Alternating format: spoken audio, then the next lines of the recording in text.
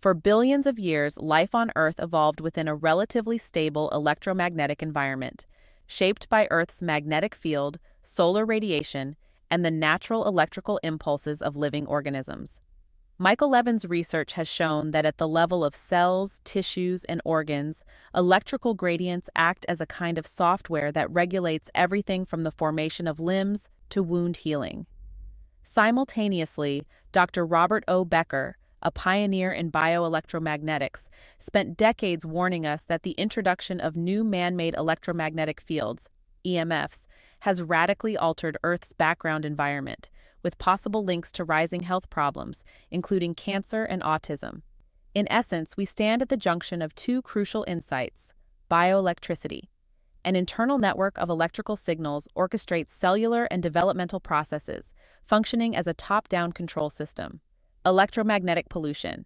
The external environment is now saturated with artificial EMFs, Wi-Fi, power lines, cell phones, potentially disrupting the delicate bioelectric systems that have guided life for eons.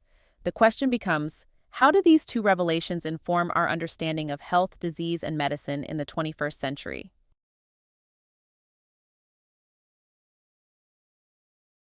Bioelectricity as cognitive glue. Michael Levin's paradigm. How cells mind meld. Within any multicellular organism, cells do not act merely as isolated units. Professor Michael Levin speaks of bioelectricity as a cognitive glue, a mechanism for binding cells together into a collective intelligence. Much like neurons in the brain share electrical signals via synapses, non-neural cells also form electrical circuits through gap junctions and voltage gradients. By connecting, they effectively create a higher-level entity whose behavior exceeds the sum of individual cellular actions. The concept of a mind meld rests on electrical coupling cells linked by gap junctions share ions and small molecules. This shared environment makes it difficult for any single cell to behave entirely independently, thereby preserving a collective goal. Expanding cognitive light cone. As cells cooperate, their sphere of awareness broadens.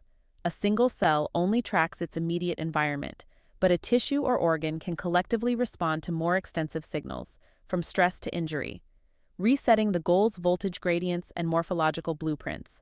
Levin's lab uses fluorescent dyes and sensors to visualize voltage gradients, sometimes referred to as an electric face in developing embryos. These patterns appear before organs or tissues physically form, providing a blueprint for anatomical outcomes. Remarkably, two-headed planaria. By manipulating the voltage patterns in planarian flatworms, Levin's group induced them to grow two heads instead of one, without altering their DNA. Memory and regeneration. When the extra head is removed, subsequent regeneration still produced two heads, suggesting a stable memory stored in bioelectric states. These experiments underscore a top-down method of control. Rather than micromanaging gene expression, scientists can directly target voltage states that the cells read as instructions, much like changing software commands in a computer rather than tinkering with its physical parts.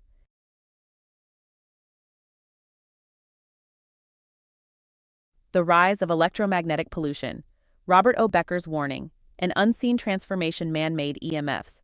While Levin delves into how cells orchestrate themselves internally, Robert O. Becker raises the alarm on how external man-made EMFs now blanket the planet. For over 2 billion years, life developed under Earth's natural electromagnetic background. But as Becker and other researchers point out, the last century, particularly the last 50 years, has seen an unprecedented explosion of artificial frequencies from cell towers and wireless technology, RF radiation from cell phones, Wi-Fi routers, and smart devices, power grids and communication systems, power lines, industrial equipment, and satellites. In Becker's view, this invasion of new EMFs is a silent revolution. It is invisible and undetectable by our senses, yet it permeates every corner of modern civilization. The most massive environmental change on Earth. Becker asserted that altering Earth's electromagnetic environment might be more profound than any other human-driven change, including climate change or pollution of air and water.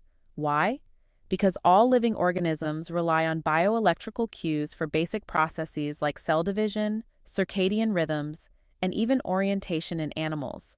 For example, birds that navigate via Earth's magnetic fields.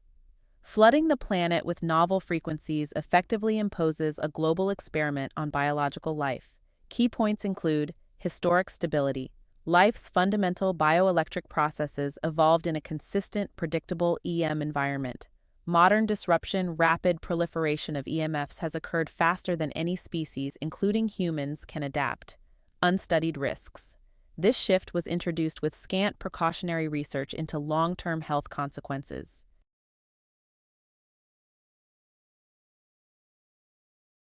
Cancer, EMFs, and bioelectric communication. Levin's bioelectric approach to cancer. From Michael Levin's perspective, cancer emerges when cells become electrically disconnected from the collective.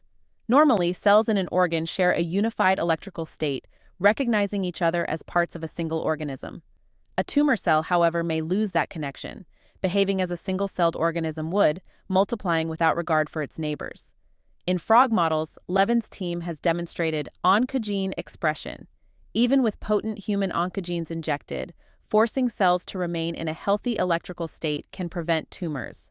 Re-educating cells. By maintaining the proper voltage gradients, cells can be compelled to remain part of the communal blueprint, averting cancerous growth. This approach, if applicable in humans, might reduce reliance on harsh therapies like radiation or chemotherapy. Rather than killing cells, you could electrically tell them to rejoin the body's collective agenda. Becker's stance altered EM environments and rising cancer rates. While Levin focuses on local, tissue-level bioelectric states, Robert O. Becker takes a more macro view. He notes that the dramatic increase in artificial EMFs correlates with what appears to be a global rise in cancer and other diseases. Becker's commentary highlights cancer timing. The past 50 years, when man-made EM pollution soared, aligns with spikes in cancer rates. Mechanistic possibility, man-made EMFs might interfere with the normal processes of cell division and DNA repair, accelerating the proliferation of cancer cells. A feasible cure. If we understand how EMFs accelerate cancer, perhaps the correct use of electromagnetic energy could reverse malignant cells back to normal. Becker once stated, "Is it not possible that we could say, this kind of electromagnetic energy can cause a cell that has become cancerous to revert back to normal?" In other words, just as Michael Levin harnesses bioelectric signals for regeneration, Becker believes a deeper study of EMFs might lead to therapeutic breakthroughs if we learn to apply electromagnetism safely and precisely.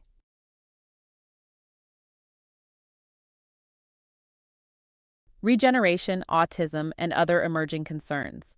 Michael Levin's work on regenerative biology is nothing short of groundbreaking. Bioelectric signals do more than just govern normal embryonic development. They are also crucial in regeneration.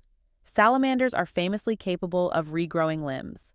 Levin's lab explores how manipulating voltage gradients might someday allow mammals, including humans, to recover from injuries in similarly robust ways.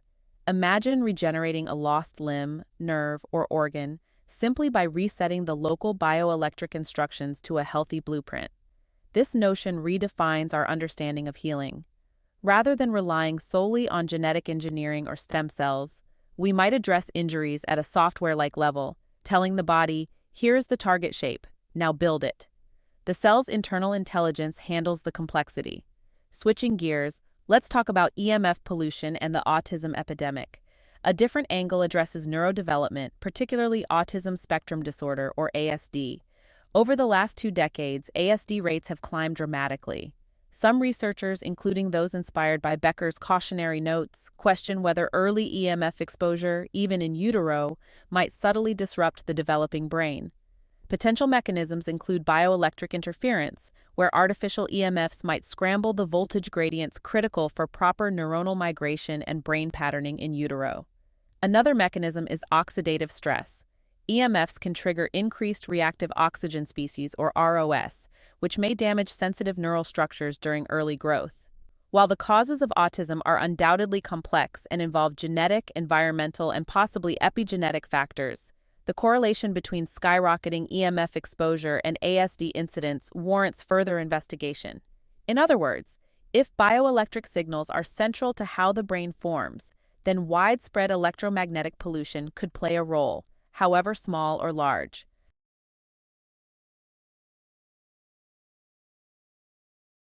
Harnessing EMFs for therapy, a double-edged sword. The promise of electromagnetic therapy is immense. Both Levin and Becker emphasize that electromagnetism is not inherently bad. On the contrary, certain frequencies and intensities can facilitate healing. For example, bone regeneration. Becker pioneered methods using electromagnetic fields to stimulate bone growth, especially in cases where fractures were slow to heal. Cancer treatments have also seen advances, such as the FDA-approved Therabionic therapy, which uses RF radiation at far lower power than cell phones, yet shows promise in treating inoperable liver cancer. These non-thermal mechanisms can disrupt cancer cell signaling or potentially support the immune system in targeting tumors. This underscores the dual nature of EMFs. The same phenomenon that might pose risks at certain exposures could also, in other contexts, heal and regenerate. The challenge is balancing these two faces of electromagnetism. Michael Levin's bioelectric manipulations are hyperlocal and carefully controlled, while Becker warns us about unchecked EMF pollution saturating our environment. A responsible approach requires frequency-specific knowledge, as different frequencies have drastically different biological effects. Power density is also crucial. Lower intensity fields may heal, while higher intensities or prolonged exposures might harm. Context, such as the time of exposure, could alter outcomes significantly. Bridging these understandings could open powerful new medical frontiers while protecting public health.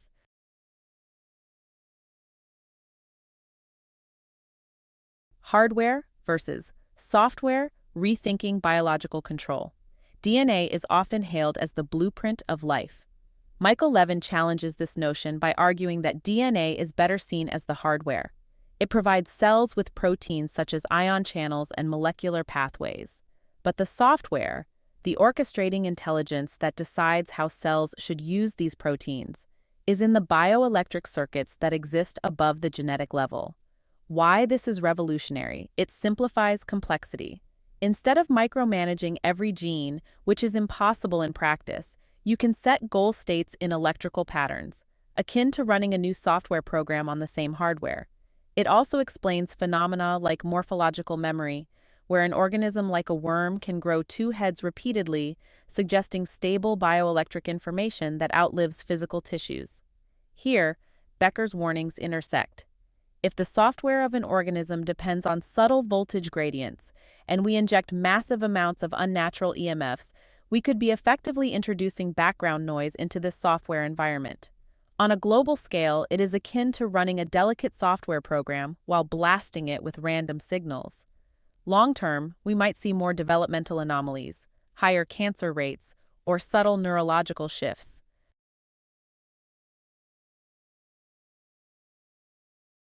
Practical steps and public awareness. Given the evidence, regulatory measures and public policy need to catch up. Scientific gaps must be addressed with further research to clarify how different EM frequencies affect humans and wildlife, especially over decades of exposure. Updated guidelines are essential. Organizations that currently regulate EMF emissions, such as the FCC or international bodies, must incorporate recent findings. Transparency and testing are crucial before adopting new wireless technologies, like next-generation networks and satellite constellations. Robert O. Becker often criticized the introduction of large-scale EM technologies without adequate assessment, calling it a massive global alteration unleashed without a thought and without any research. On a personal level, individuals can take immediate steps while awaiting broader policy shifts. Limiting exposure by turning off Wi-Fi at night, using wired connections where possible, and keeping devices away from the body when not in use can make a difference. Supporting further research by advocating for long-term, transparent scientific studies on EMF's health impacts, especially in children and pregnant women, is also vital. Exploring safe therapies by consulting medical professionals about proven or emerging EMF-based treatments, such as bone regeneration therapies, and balancing risks and benefits carefully is another practical step.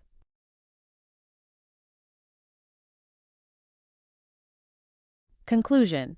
Toward an electrically responsible future, we stand on the brink of a radical new understanding of life's electrical nature. Michael Levin shows us how bioelectric fields orchestrate growth and healing from the inside, offering a blueprint for advanced regenerative medicine. Robert O. Becker warns us that external man-made EMFs could disrupt these very same delicate electrical networks, posing an under-recognized threat to global health. What emerges is a double-edged sword scenario. Harnessed wisely, electromagnetism may revolutionize cancer treatment, enable tissue regeneration, and deepen our knowledge of cellular intelligence. Allowed to proliferate unregulated artificial EMFs might exacerbate diseases, from cancer to autism, and erode the natural morphogenetic fields essential to life's flourishing. Electromagnetism and life have always been intertwined, but never before have humans wielded such power to modify the planet's EM environment at scale. Our challenge is to navigate this new electromagnetic age responsibly. By prioritizing research, transparent regulation, and public awareness, we can ensure that the extraordinary benefits of electromagnetism are realized, while minimizing the risks to our health, our fellow creatures, and the biosphere at large. The bottom line: bioelectricity is the invisible software that drives tissue formation and healing. Man-made EMFs can either damage these systems or, if guided properly, aid them in treating diseases. Balancing caution with innovation will define our path forward as we confront the world-altering interplay between technology, biology, and the electromagnetic spectrum.